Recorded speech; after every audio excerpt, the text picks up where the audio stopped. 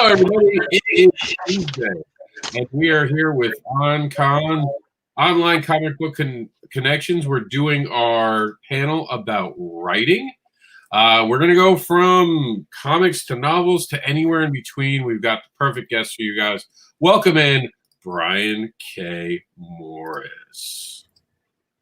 Hello. How the heck are you, Rob? I'm good. Tell them who you are in case they've been living under a rock and don't know. Okay, in case you're one of the 3.3 billion people who haven't heard of me, I'm Brian K. Morris, independent publisher, independent freelance author, award-winning playwright, and former mortician's assistant. Through Rising Tide Publications, I publish a variety of novels and comic books for the general public. We've been full-time doing this since 2012, and we're just about to where we figure out we know what we're doing. So I'm excited to be here, Rob. Thank you for asking me. Well, thank you for being part of it. We are trying to figure out everything in this new realm, and I don't want to talk much about it other than the fact that we are doing panels all week to keep you guys entertained, so welcome to it. We're coming for the first time in our actual OnCon group, and one of the things I wanted to share with Brian K. Morris is because I know that he is such an advocate for creators, and he's been helping me, and I've been saying this since we've been doing this, that the Rising Tide is part of everything that we're doing right now. So I did some stuff, and I want to see what his opinion of it is as we are live. Now, of course, you guys can ask any questions you guys want. Join the conversation either in the chat room, or you can actually come on live and ask your question. We're going to be doing cool stuff today. But I want to show Brian K. Morris what I've been working on today. We're obviously here live on the video. Check out what I did. I made new alleys. Oh, nice. And I gave them attractive new names because not everything can be an alley. We have the Cosplay Corral. We have the Creator Case, the Writer's Row, and of course the original Artist Alley. So, at one point, if you notice, all the OnCon's missing all of our imagery. It's because OnCon is for the community. It is not for any of us. But at one point, we're going to make a logo with the Rising Tide and Indie Advocates and Indie Volt, because together we are bringing you this. We are all working together, sharing information, sharing resources, and more importantly, sharing our time. Right. So the bats light is on above my head, so that means we're live, hopefully. I don't know if that's really what it means. Okay. You just had a good idea. I hope it's why. Like, whenever I have a bat above my head, there's a dirty thought. So that means it's never going off. We're going to be talking about writing. So, Brian, take us through how do we start writing? That's the question I get asked a lot. How do you sit down and go from idea to written thought? What's the best approach? Well, the best way to start is actually, and this is going to sound counterintuitive, but read as much as you can. Read comic books, read real books, read the newspaper, watch television, listen to music. And you're thinking, I'm liking this job already, Brian. Keep talking to me. Because everything you put into your head kind of sits in there, and like you take mashed grapes and add a couple things like some sugar and stuff, it eventually turns into a fine wine. And you take all these influences, then you start asking questions like in Penny Lane, there was a barber showing photographs of every head he's had the pleasure to know. What if he still got them? Or what if Daddy didn't take the T-bird away? Or in a specific situation to solve it, what would be the right person? What qualities would that person have to solve that problem? And then what kind of personal difficulties would this person have to stand in the way of solving it? Now, right there, you've got conflict, which is a key part of a lot of fiction. So that's where you start. And then I usually start with like a 2-sentence, what's called an elevator pitch. And it just basically shows you that you've got an idea. Just saying this skinny kid in 1941 gets a shot and his muscles bulk up. That's not a story. There's no conflict. There's no excitement. But for instance, a 19th century young man finds a place aboard a whaling vessel where he discovers a brand new way of life. However, the insane ship's captain is bound and determined to destroy the white whale that took his leg, even if it means the life of every person on board. I've just described Herman Melville's Moby Dick in a way you probably wish your high school English teacher did. I made it sound good. And then from there, you put on an ending, and then you apply a structure to it, where challenges are met and maybe not succeeded, and it puts the person in a deeper pile of poop, basically, and then they strive again. Doesn't quite make it, but it puts them in a worse position. Then you give them one last shot at redemption, and they finally get through it using their intelligence. I use a framework called the Lester Dent Master Plot. Now, Lester Dent was a pulp writer from the 30s to the 50s who created Doc Savage, who they keep saying Dwayne Johnson's going to make a movie of him, and I'm saying hurry up, Dwayne. But that was one of the main influences on Superman, just to give you an idea of what kind of character it was. And from there, you just start fleshing it out, filling it with vivid characters, if at all possible, hopefully, and just keep adding words to it till you have a novel, which makes it sound really simple. But it's a simple process that actually takes a lot of work and a lot of training.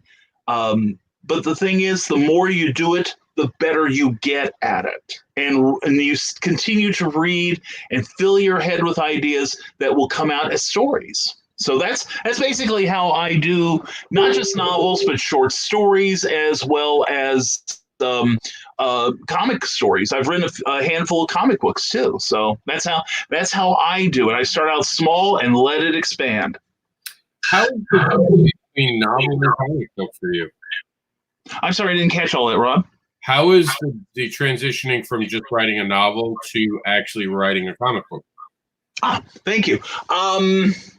Believe it or not, novels compared to comic books are actually much easier to write, because with a novel, you've got all the room you want to take pretty much. But with a comic book, you have a more of an imposed structure because of the limitation of how it's presented. You've got it's going to have to fit into pages this big. You can only put so many panels onto a page. You only have so many pages to put into the comic itself. And there's a whole lot of little tricks that you should keep in mind when you're writing a comic, like trying to end the page on kind of a cliffhanger, or with a transition, so the reader is compelled to turn the page and continue reading. Plus, your dialogue, you have to condense it to just the most informative banter you can come up with, so that it furthers the plot, but doesn't waste a lot of time. Like when you and I talk, there's a lot of stuff that we say just as friends in conversation that doesn't really move our stories forward, but you have to condense if we were to do a novel, like a comic book adaptation of our conversations, you'd have to boil it down to just the essential stuff and the stuff that is interesting to listen to. You don't want to fall on the old cliches in any form of writing, and comics are no exception. In fact, maybe I would say that when you fall back on cliche, they really stand out in comics because there's no room for them to hide. So let me ask you this. Which do you prefer right now? Would you rather write another novel, or were you more into the mood for comic books? And as a writer, do you kind of feel like you have different settings, like one mood might help with a comic book or another mood might help with a novel? That's an excellent question, Rob. And you hit upon the right word there. It's mood frequently.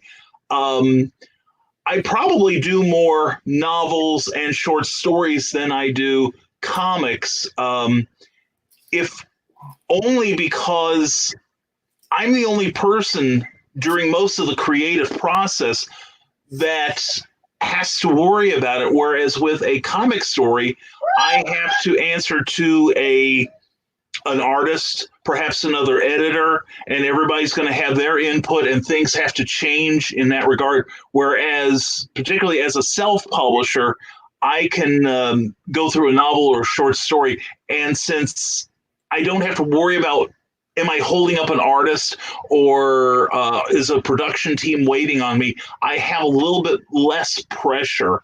So in a lot of ways, prose is easier than comics, but comics are every bit as satisfying, and perhaps because of the challenges that I've outlined, for instance, makes it a little more satisfying to know I can do that well. Hopefully well. All right. When it comes to writing, what do you use software-wise? Software, I'm pretty basic. Frequently, I'll use a plotting program called Scrivener. Particularly when I'm doing short stories and prose, because Scrivener allows you to save your research. Say you find an article that pertains to what you're writing, you can save it inside Scrivener and not even have to be online to refer to it again. Same with videos, podcasts, whatever. And Scrivener is a fairly powerful, not really high powered, but fairly powerful word processing system on its own. Plus, it comes with several different advantages in terms of arranging, let's say, your plot, for instance. Like you used to see the old pictures like back in the 70s of people taking 3x5 file cards and scotch taping them to a wall or whatever, and then pulling them out and rearranging them. Scrivener makes the e-version of that a lot simpler to do. And it's very powerful and not very expensive either. But otherwise, for most of my word processing, I use Microsoft Word. A lot of it is because, one, it's a very powerful system and can save in a variety of formats, but also it comes with a feature where I can get not only can I talk and it will translate it into print inside the program, but also it will read back to me in a flat tone what I've written, which is really useful for catching misspellings and syntax errors. But Open Office, I used to use that. That's like Word, but not quite as powerful, but it's free, so that works out well. Other than that, I use Grammarly also to help edit, which is kind of like your standard spell check, but on steroids. Other than that, I don't use a whole lot of extraordinary software. And I know a lot of people say, well, I don't have the right equipment. Well, it's pretty basic. Most of the equipment you need to write comics or screenplays or novels or short story, all the software's up here for the most part. Paper and pencil. Or paper and pencil. My wife Cookie reminds me from the next room. I keep forgetting how analog you are.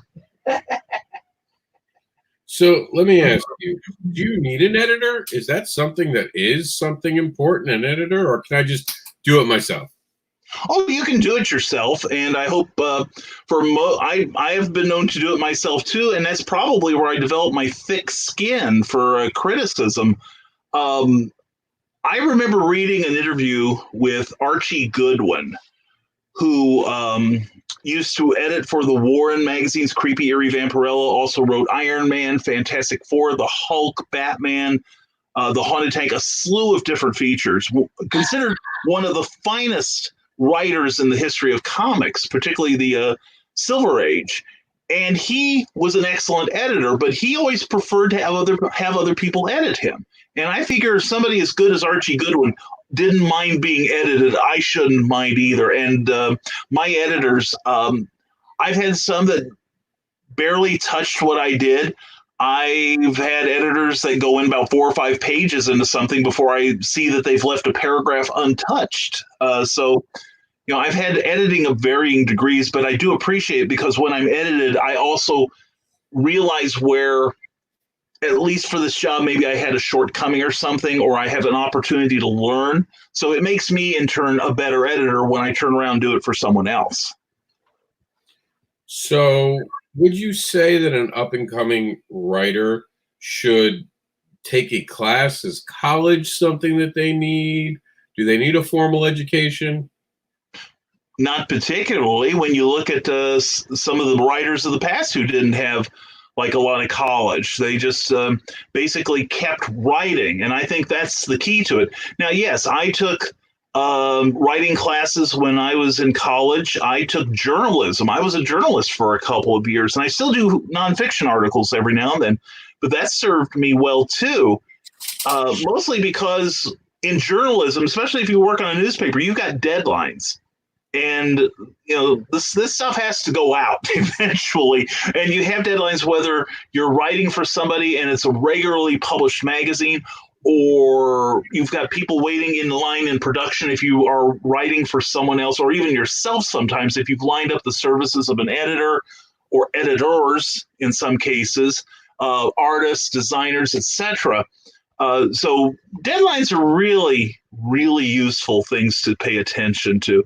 I don't say it's essential that you get a formal education in writing.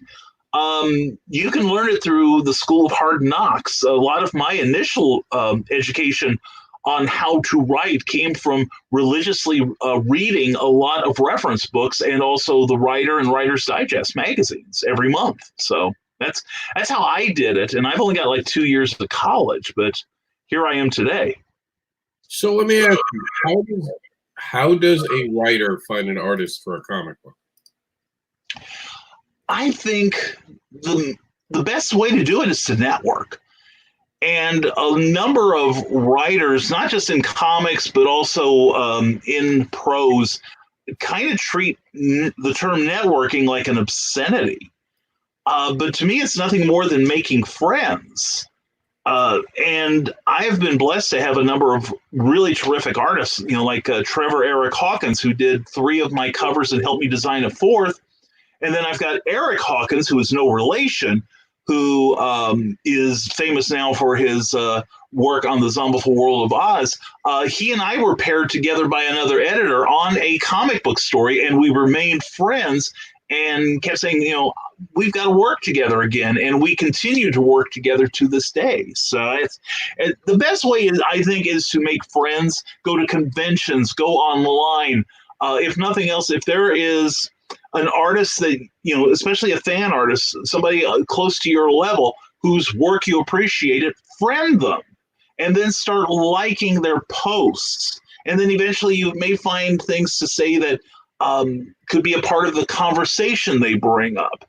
And I've met quite a number of artists that way, just kind of like going online on social media and just being friendly with them. Or you might see them at a show.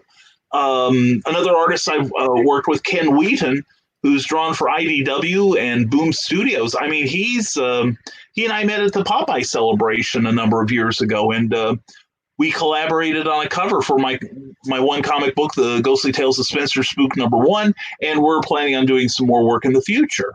So it's just a matter of making friends. Having deep pockets is okay, but I think having a big heart works even better.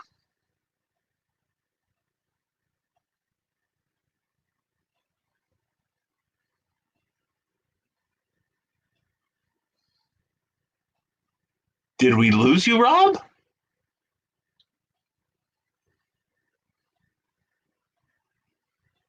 Be careful, Rob. I may take over the store here. You know how I am.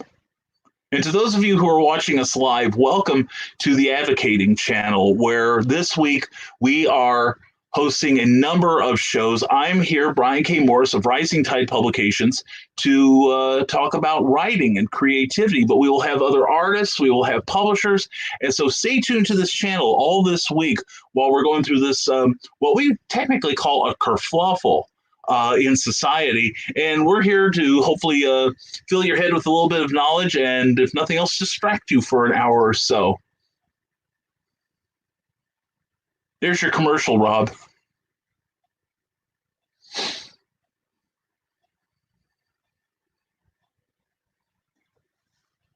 And I think Rob may have gone to the bathroom or something, but anyway, he's left me on here.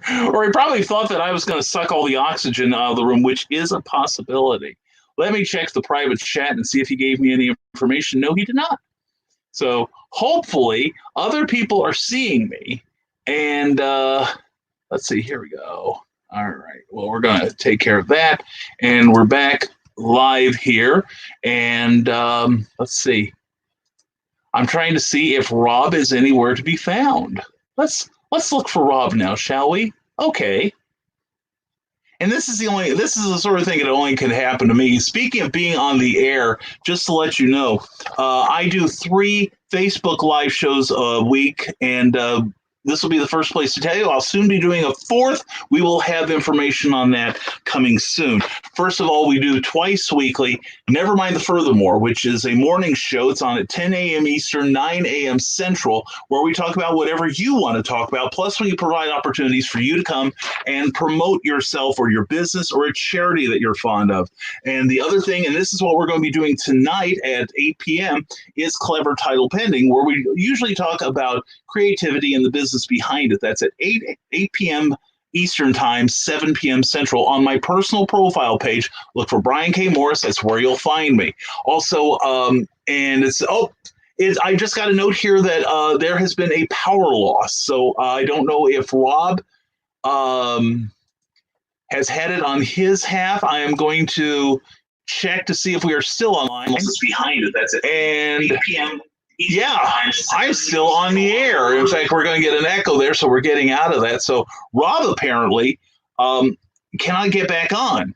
So I am in charge. I have seized control. Oh, damn it, he's back. Hi, Rob. How you doing, buddy? I was listening the whole time. You tried to hijack my show, but I came back. No, we lost power suddenly. Yeah. I just finally, for the folks who don't know, we're doing this through StreamYard.com, and there is a little private chat line that, Rob, I finally figured out to look for it, that maybe you left me a message or something. Then I see power loss, and then right below that, you are still live. And so, well, I was literally that sort of thing, Rob. I'm telling you, I'm the right man for the job here. Yeah, I figured you could carry it. But like all the power went out, and I have my computer set up on an actual backup. Okay. So I never lost my computer, but the whole house went dark for 2 seconds. And then all of a sudden, I was like, uh-oh. And this happened the other day, too. We lost the internet, you know? Mm-hmm. It is definitely you. I've done hours without you, and it's and every time I come on, I screw things up. I get it. No, but what's the 4th show? The 4th show, actually, I'll be doing that for a gentleman named Darren Logue, who is the promoter behind Big River Comic-Con in Hannibal, Missouri. And with a number of conventions now having to delay because of current news events, I was talking to Darren this morning. He's still on the books. He may still... You know, he's kind of rolling the dice here, and he's going to see if he can. Maybe we'll get through the worst of this by then. Maybe we'll flatten the curve or whatever. Let's hope for all of us, all of our sakes. But he has invited me to do a half-hour show on his channel. He's already setting up some shows for other authors, certain artists, and cosplayers and stuff. It's going to be kind of like what you're doing here. But except I probably won't have to vamp for 10 minutes while I'm waiting for your power to come back on, hopefully. So, well, I hope not. I'm not going to be on it. I know. So I'm spreading my evil influence elsewhere, so I'll be screwing up somebody else's channel soon, Rob. So I will have no more time to write. I will just be a full-time broadcaster. And it's funny because, like, the power went out right as I was saying, "What the." Like, I think if you go back, you'll hear "what the," and then I assure you, it got dirty right as the power went off. Oh, I just bet it's probably a good thing we couldn't hear your end of the audio here. Yeah, but the thing is, Rob, I have experience in stage, and I used to do pledge breaks for my local PBS station, so I'm kind of used to rolling with the punches. One time when I was on the air on PBS, I started talking, and we don't get a script, but we get an idea what we need to say, and so we're improvising. And I'm looking at the floor director who's talking frantically with the producer. Then they both look up at me, and they're like looking at me going, stretch. So I started another line of dialogue about the show that people are supposed to contribute to, and then I'm about 3 words in when all of a sudden they give me the wrap it up thing. So you learn to think fast in this business. It's not easy being a Facebook famous broadcaster. But now imagine the fact that we're live on this, just as a heads up for StreamYard, for those wondering to do things like this, which we're part of course, the wonderful OnCon. Yes. We noticed that I got kicked off. I'm the one hosting it, and it never went anywhere. It continued to keep going. We didn't miss a beat. Think normally if you were on your Facebook Live, what would have happened? I get the night off. Yeah, that would be it. You'd be gone. That'd be the end of it. Yeah. So I'm pretty excited about what we got going on. So let me. It's a great idea. I really think so, Rob. I think you're doing a real community service. In all seriousness, I do. And congratulations for coming up with this. Well, it takes you guys taking your time to be here. So I'm glad to. I'm just reacting to you put me in a situation and I find a way to make it work. That's all it is. So you man. And we're gonna sounds like we're gonna have a little bit of a couple weeks here to get to know each other. That's why we're doing these educational things. Right. What would you give advice to creators like starting out today? What is the advice you give them? Hey, this is what I think you should do. I suppose the most important 2 bits of advice is 1, keep doing it, keep creating, because if you write for instance, I say if you write a 20-page story, for instance, you're a better writer by the time you finish it than when you started, because you've had 20 pages of experience, which is why you need to go back and edit your stuff because you're a better writer now. But the other thing is, don't give up. There are people, and I'm sure, Rob, you've encountered this type too, that when they find out that you're doing something awesome, like creating comic books like you do, or novels, or artwork, or music, whatever, there's always an unfortunate number of people who will say, why are you bothering? You'll never make it. You don't have a chance of success, that sort of thing. And, everybody's got their own reasons for doing this, and half of them are supposedly out of love. I'm not sure about that. But, you just keep going and keep doing what you're doing, because 1, you'll get better at it. 2, once you're able to show some success, even if it's small, you're going to have evidence to these people that, hey, it doesn't matter. Plus, you're going to hopefully develop a slightly thicker skin.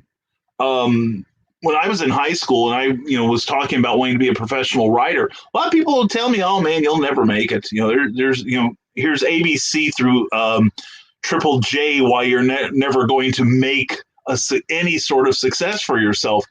And now I'm doing this full time. I've been published in China. I have sold copies of my books in 6 different countries.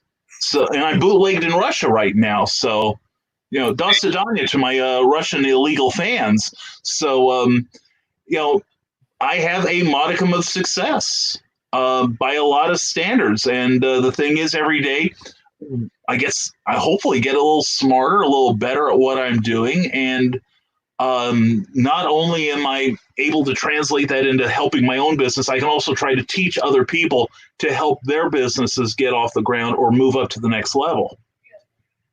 That's great advice. You guys can hear Jax is in the background, of course, because it's a con, and we're doing panels for the ongoing cons. The cool thing about these on-cons is they never end.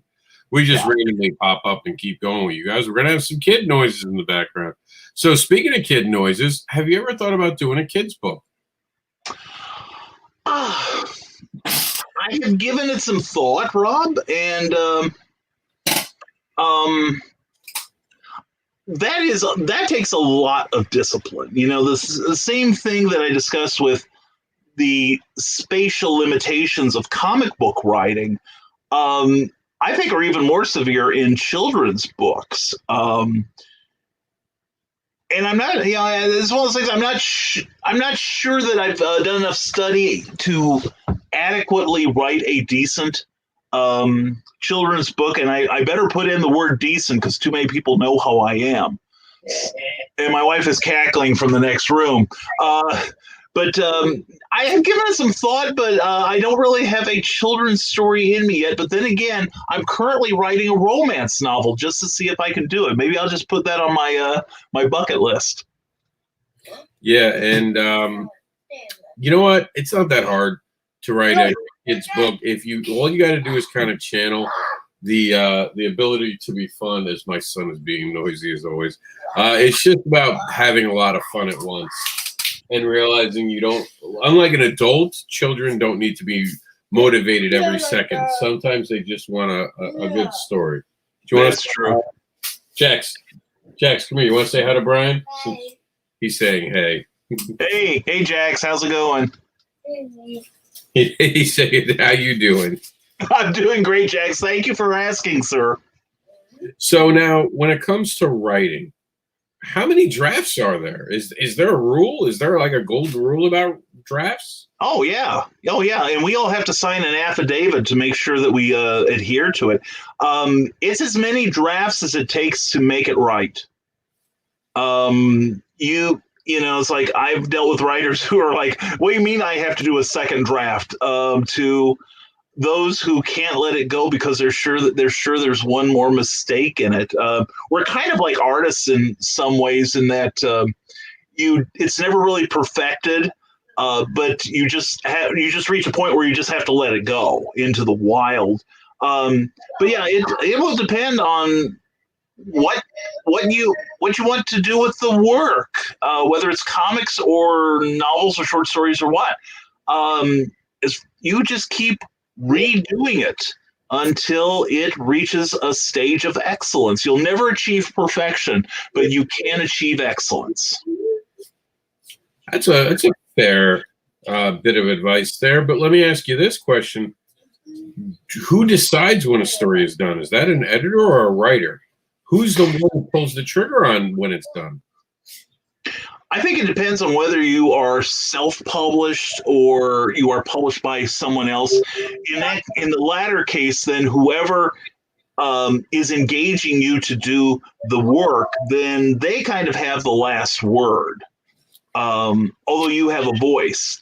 In the case of myself, who self-publishes the majority of my work, I am kind of the last authority, but I also have a great group of beta readers and editors and such who do a fantastic job of helping me mold the work into something a lot better than what I anticipate it being when I first start writing it down. So I guess I am when I'm self-publishing because I'm the guy behind the image and everything. But when I'm doing something for somebody else, then it's up to them.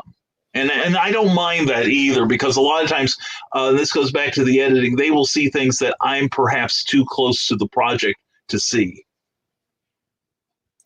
That's fair. So, all right, you got your team, you got everyone together. How do I now promote my book? What do I do to get people to know I created a book? And when do I start promoting it? Should I promote it the minute I have an idea? Well, in the case of some writers, that's what they do. I prefer to have the work in hand, at least about 90% done, before I start formally announcing. And you notice, for instance, you pick up the previews catalog at your local comic shop every month. These are all books that it's not like you tick off a form and they go into the back and they hand them all to you. You're basically ordering now for material that you're going to get 1, 2, 3 months in the future, maybe longer, depending on the publisher and their solvency. But the thing is, it's the same thing with all of this material, like or Kickstarter even. A lot of times these projects, they're certainly not printed.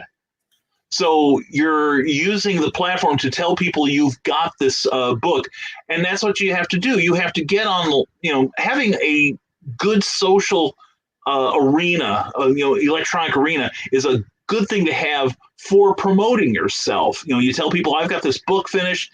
I'm going to go on Kickstarter in a month. and I'm going to, tell everybody, sign up early, and you'll get the notice that I'm going to be on live and, doing the Kickstarter thing. And then you've got 7 to 60 days of crowdfunding. And during that time, you're still beating the bush. You're going on shows like this. You're going to various pages on Facebook. You're engaging your readers through Twitter and other social media to build and to sustain the excitement for what you've got coming. And then you release the book, and then you still have to tell people, hey, it's out. You can buy it now. And here's how you can pick it up. Here's where it's being sold, etc. So promotion can be a full-time hobby. There are some people in the writing field who spend probably 3/4 or better of their time promoting what they do and when it's coming out than they do actually writing the material. But that's the way the beast is, because there are so many different publishers out there. There's as I continually say, there is a lot of noise out there, and we've got to get our signal through all that. And that's where, promotion comes in handy. All right. I'm just going to play here for a second, Brian. Some breaking news. So I'm going to mute your mic and go into it. Sounds good. This is pretty good, actually. For those who don't know about this, we're going to break in and they're going to share a screen. To your ability to get comic books has just been moved to today. This is breaking. Diamond has apparently lifted anyone's ability, or given anyone the ability to get to their comic book shops today the right to pick it up. So comic book stores have been greenlit to sell comics that would go on sale tomorrow, today. So if you can get to your comic book shop before it closes, especially for my West Coast audience, I know you guys got a curfew that's a lot earlier in the day. This is going to help you get to the comic book stores tonight. They're not going to be as busy. This is all breaking news. So that's it. That's for those watching live. Later on, you guys watching are going to be like, what the hell are they talking about? Or you're going to be like, duh, we all heard it. But for those of you watching live, that's what's going on. I just wanted to break and give that every little bit of information to everyone. But back to Brian K. Morris. So, Brian, how do you get into a comic book shop or into a Barnes & Noble's with a novel? Like, how do you get your product somewhere besides going to a con? Well, as far as comic book shops go, you can, as an independent producer, approach Diamond to have them distribute your comic. Now, keep in mind that Diamond is going to ask for a substantial discount on it. Plus, you have to meet their deadlines. And I'm not a lot of my knowledge is old, so I'm not sure 100% on how it works now, because I've never tried to distribute through Diamond. But you have to jump. They have hoops you have to jump through that to ensure that they are carrying a quality product. Or sometimes you may have to pony up some money for advertising in the preview's catalog. Now, as far as approaching comic book shops, again, this is where networking comes into play. Go into a comic shop and make friends with them. For instance, my comic book is still available at our local one of our local comic shops, Blue Moon Comics here in Lafayette, Indiana, and it's carried by. I've carried it into several other shops, basically because I knew the owner and could show them, my product. Here it is, and I priced it in such a way that I can still make a little bit of money, even giving the shop a generous discount, so that they in turn can make money, because we're in this together, both of us. As far as Barnes and Noble, if you had asked me that question a year ago, Rob, I'd have had a very cynical answer, because Barnes and Noble, if you don't list your book or your graphic novel with BarnesandNoble.com, and there is a way to do it, you just have to drill deep into the website. Otherwise, they really wouldn't give you any space for a local signing. However, somebody bought into Barnes & Noble a few months ago. I think it's the main distributor of books and magazines in Great Britain. And part of how they built their business was having more local interaction with creators. And I am hearing that now most Barnes & Nobles are open to creators coming in. Now, also, you can print your books through a service called Ingram Spark. There are many platforms that allow you to publish your book, like KDP, Kindle Direct Publishing for Amazon. Oh, thank you, honey. My wife has brought me a drink. She evidently knows something I don't. Where are there fumes coming off of this? Anyway, you Kindle Direct Publishing, Hulu, or Lulu, excuse me, not Hulu, books to print, etc. But bookstores buy from Ingram Spark, who has some really high standards for your publication and all. But the thing is, they can order through Ingram Spark under certain conditions, which are neither here nor there for most people. But that would be how you could get your books into Barnes and Noble. But just keep aware that there is finite shelf space. And if they have a chance to carry like a Kim Kardashian book over yours, don't be offended if they pick Kim. So that's just the nature of the beast there. But if you had a personal relationship with your local manager, you might be able to get a signing inside the bookstore, maybe even leave some copies for on consignment if they are willing. So I go online. Oh, sorry about that. Yeah, let me back. I go online and I see all these people talking about all these different scripts. How do I know what script's right for me? Well, you say scripts and all? Yeah, the different types of script, like the Marvel way. Oh, yeah, okay, yeah.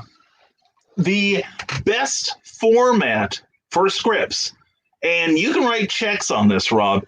The best format is the one that is the easiest for your artist to understand what you're trying to get him to draw, what you're trying to get the letterers to write, and what you're trying to get the colorist to do if you hire one. It's the one that best communicates your story. I have a style that I've developed that I printed 4 of my scripts in one of my books, which I just happen to have right here. The Haunting Scripts of Bachelor's Grove, available on Amazon. Anyway, always promote, # always promote. But the thing is, clarity, being able to talk, convey in the script what you want your creative team to do. That is the bottom line. And it doesn't have to be like a page and a half of single space words to convince them, to tell what's happening in one panel sort of thing. Or sometimes you can do the old classic, what's called Marvel style, where you come up with a plot, let the artist interpret it visually, pace it himself, and then you apply the dialogue after the art is done, as opposed to what's pretty much the standard anymore, where the writer writes the script, does the scene descriptions, etc. It's kind of like a movie script or a play script, and then turns it over to the artist, who then draws it, and then the rest of the team takes care of their job. So it just depends, I think, on what the writer wants to do, and they'll find I think most cases they'll find the format that works best for them. So now I wrote this thing. If I just email it to me, is that good enough for a copyright? Ha ha ha ha! My mocking laughter fills the air. That's what's called a poor man's copyright. Now, copyright is something I've been studying extensively the last few years. Mailing it to yourself, the number of court cases that have been won using that defense for plagiarism is less than 1. Okay, never happened. The only way to copyright your script is to well, actually, here's the thing. Since 1977, the minute you finish the script, you have the copyright. It is a God-given right, like Pursuit of Happiness and all that. You have a copyright the minute the work is created and put into a tangible form, whether it is ones and zeros on here or paper, what have you.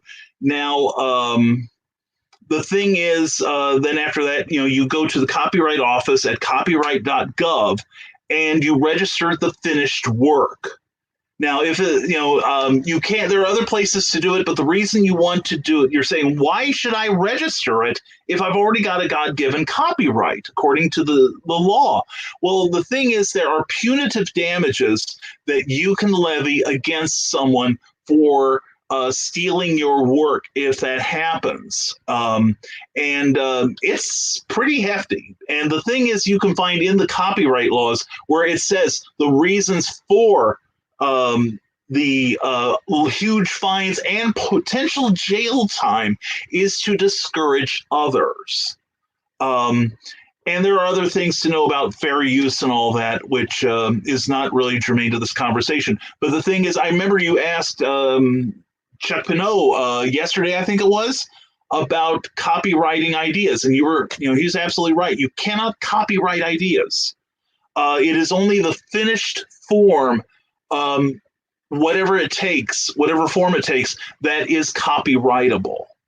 So, and also if you do it in your computer, for instance, you'll have time signatures that you can take people to court and sue them on the basis of, on plagiarism charges. But it's a lot easier to prove, and you get the big league punitive damages if you do it through a copyright.gov, who has a very extensive explanation of how the copyright process works, and more people should go there.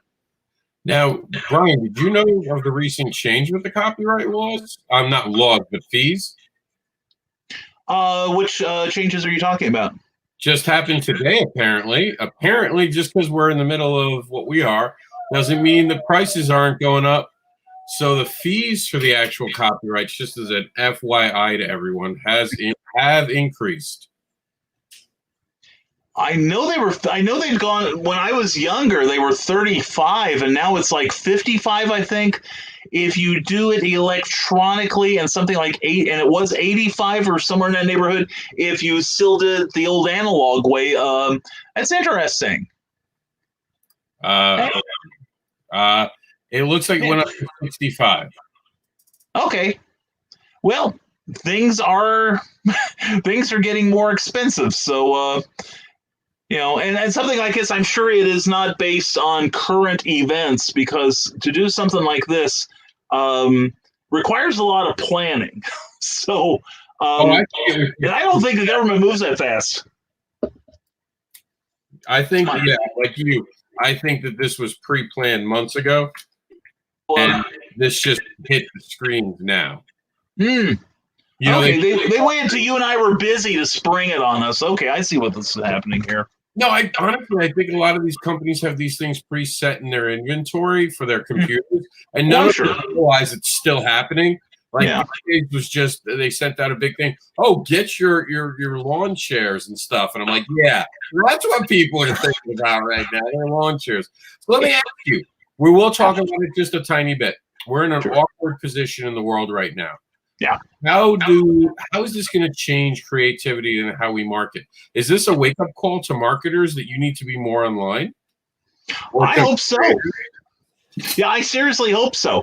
I run into a number of creators, both in comics and in books and short stories, who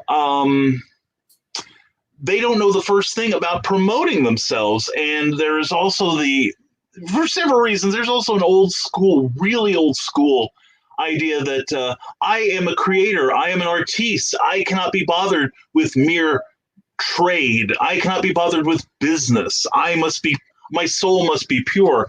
Well, then you get somebody like me who's a mercenary, and who actually, this is my full-time gig. I have to make money from it.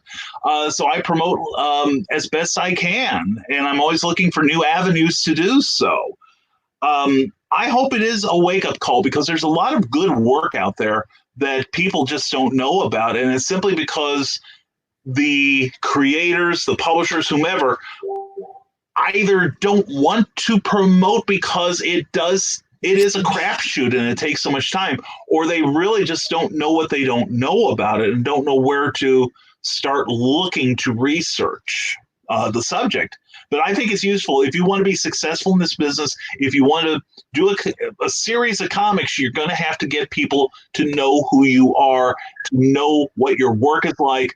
And it works because if you build a solid social media base, you can then move on to other ways of merchandising, like having merch, like T-shirts and stuff, a Patreon page, successful Kickstarters and such. You notice the people that have these successful Kickstarters are those who have built up their fan and reader base. So that's and it takes time. It's not overnight.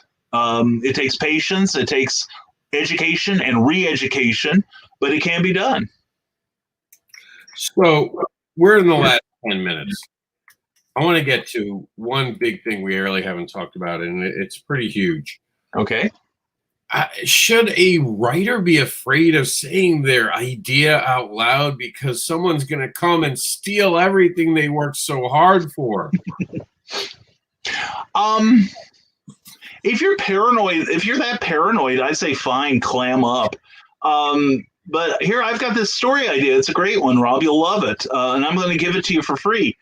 There's these two teenagers that are madly in love, but their families, oh my God, they hate each other. And they hate each other so much that if they found out about this romance, it might erupt into some sort of like small war. In fact, one person's even killed during the course of the couple getting together. So in the end, when they've got no other way to turn, she fakes her death, but he stumbles into it. The boyfriend stumbles into it and kills himself because he thinks she's dead. And then she wakes up, sees he's really dead, and so she really kills herself. See? You can have that. Now, that's Romeo and Juliet. I was going to say, how long have they been together? Yeah, it's how you put it together, because if you take that same story and pull it out of 1500s Europe and put it in 1950s Barrio in the heart of New York, you've got West Side Story.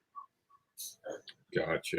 Let me ask you. So there's no such thing as an original plot anymore. In fact, I read an article back in the 70s where they said that there were like 7 basic plots, and they were all old by the time William Shakespeare first dipped his quill, if you know what I mean.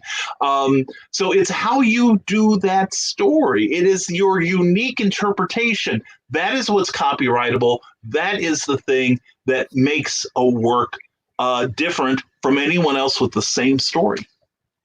All right, Brian, we're at the end of the show. Tell them how they can follow you and give them some final advice. Okay.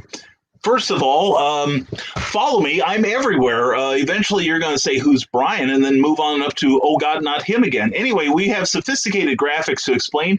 My website is risingtide.pub. We are also available on Facebook under Rising Tide Publications, where we have fresh content every day, inspirational and educational. We also have 3, currently soon to be 4, Facebook Live events every week. On Monday and Thursday mornings, we do Nevermind the Furthermore. You get points if you know where that's from. This happens at 10 a.m. Eastern, 9 a.m. Central every Monday and Thursday. And on Tuesday nights, yes, tonight, at 8 p.m., 7 p.m. Central, we do Clever Title Pending, a Facebook Live show where we talk about creativity and the business behind it. I am there. Also, when you're on Rising Tide Publications or risingtide.pub, sign up for my monthly newsletter where we give you information, have guest editorials, information on where I'm going to be for the rest of the year. It's a real short list now, easy to memorize, and also a secret link that will take you someplace really cool, plus all kinds of informative stuff. But basically, as I leave you, first of all, thank you very much, Rob Anderson, for being a great friend and being a great creator and a boon to the creative community. And also to everyone, never apologize for being awesome. Now, what about a bit of creator advice? What didn't we touch on? What have I not asked you about that you want to talk about? In short, real fast, always be prepared to learn new stuff. The field changes constantly, and also never chase the trend. Become the trend. By the time you get your work out, chances are the trend has moved on. Case in point, the original Master of Kung Fu. All of them Kung Fu films had cleared the movie theaters by the time that book came out. So never follow the trend. Always try to stay one step ahead of it. Just be true to your creative vision and keep educating yourself so you know the best way to present it and to promote it. And never forget a chance, never ever pass up a chance to promote yourself.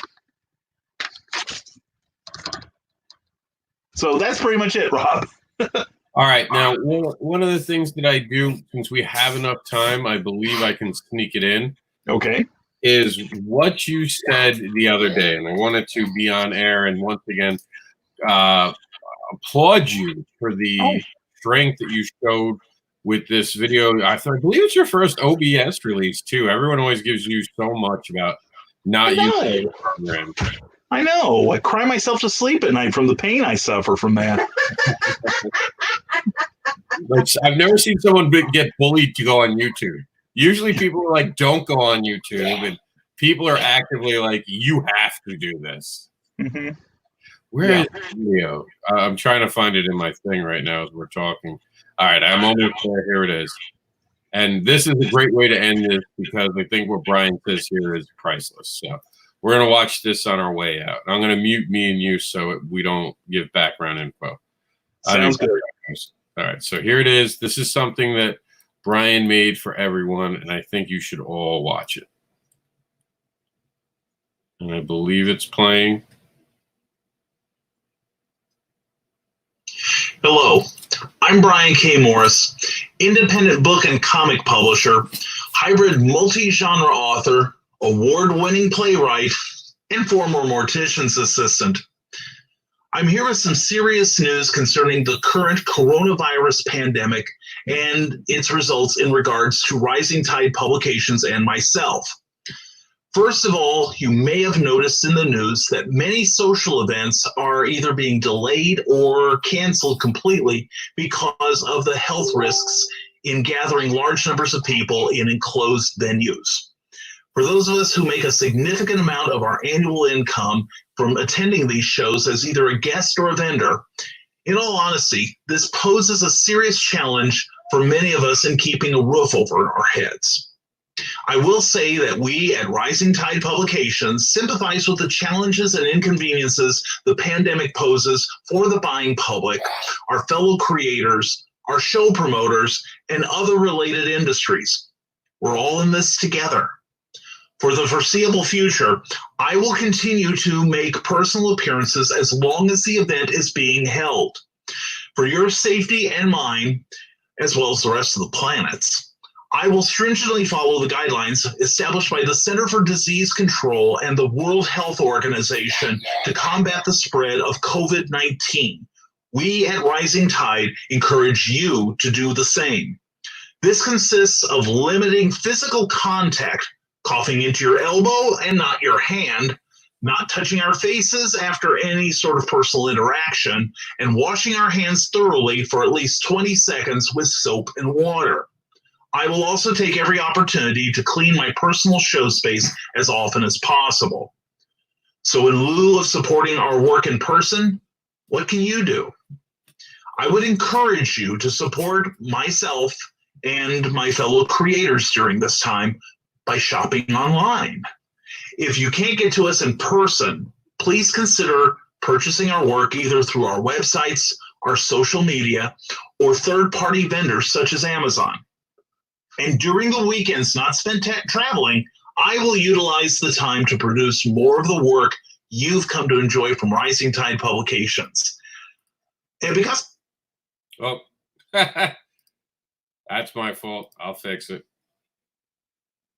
So, just give me 1 second. That's what happens. I don't know about you, Brian, but I hate the fact that that instantly pops up. So I have to click it to get rid of it, and of course, it causes an issue. I understood. I apologize to everyone. It was a good rhythm too. It's all my fault, Rob. I did it. I'm sorry. No, it's just because Facebook just, I guess, doesn't think that I might not want something to pop up instantly because we've had a great tendency to love pop-up things. All right, so here we go. We're back with it. To encourage your friends to do the same and to also buy from them. We're also quick to complain to the world about things that are going with us personally. So why don't we take the time to bring some entertainment to them instead? For news on any changes in my personal appearance schedule, please go to the Rising Tide Publications page here on Facebook and give that page a like so you get all the latest news as it happens. Also, while you're there or at risingtide.pub, please sign up for my monthly newsletter so you'll know my long-range appearance plans first. On a personal note, I encourage you not to give in to panic. Don't subscribe to clickbait websites that cater to our fears. If the news you read about this pandemic does not refer back to either the CDC or the World Health Organization, then you're supporting fake news, and you're part of the problem. So do the research when you read any article from your local newspaper or the broadcast media. As one of my favorite YouTubers says, love with your heart, use your head for everything else. So wash your hands frequently. Look out for the person next to you, stay positive, and read a good book or two. And stop hoarding toilet paper. You look kind of silly doing that. Instead, check on your neighbors and your friends, particularly those who might be in extra risk of contracting the coronavirus. Maybe it's time you wrote that book you've been talking about all these years, eh? So be smart, be careful, and don't be a dick. That's how we survive a pandemic, the Rising Tide way. Thank you for watching this, and remember, never apologize for being awesome. And there we go. We're going to be back tomorrow with some more panels. Thank you, Brian, for being part of this. Very awesome sitting around talking to you today and always rising the tide. He is one of the people who has helped us stay basically sane throughout this ordeal. So definitely look to him and to all the people that you can. And we're going to be out of here right now, and we're going to let you just go out there, support each other. And, you know, like Brian would say, rise together. So let's all rise up and get past this. We'll see you later today, hopefully, on Brian K. Morris's clever title pending at 8 p.m. We'll see you later.